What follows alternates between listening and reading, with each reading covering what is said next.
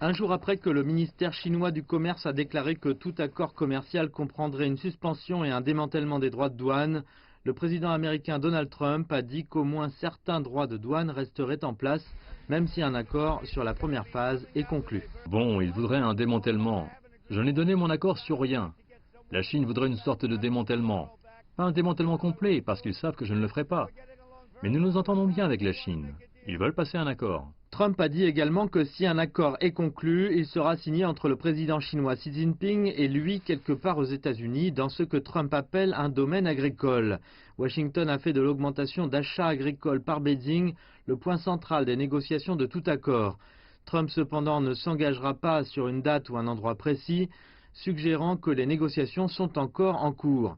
Par ailleurs, Peter Navarro, un des principaux conseillers de Trump sur le commerce manufacturier et sur la relation américaine avec la Chine, est apparu à plusieurs reprises dans les médias américains au cours des dernières 24 heures. Tout en suggérant que de nouveaux droits de douane sur les ordinateurs portables, les téléphones et les jouets qui devaient être imposés le 15 décembre pourraient être interrompus ou suspendus, Navarro insiste sur le fait que les États-Unis devraient laisser en place certains droits de douane pour faire levier contre la Chine au cours des prochaines phases de négociation. Les commentaires de Navarro sont plus belliqueux que d'autres de l'administration Trump, ce qui laisse à penser qu'il y a encore des divisions au sein de l'équipe de négociation américaine. Le président Trump a déclaré publiquement qu'il voulait signer un accord commercial de première phase avec le président Xi Jinping ce mois-ci.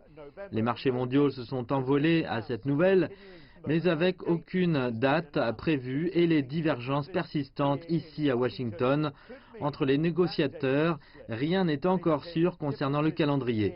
Un accord semble proche, mais n'est toujours pas conclu.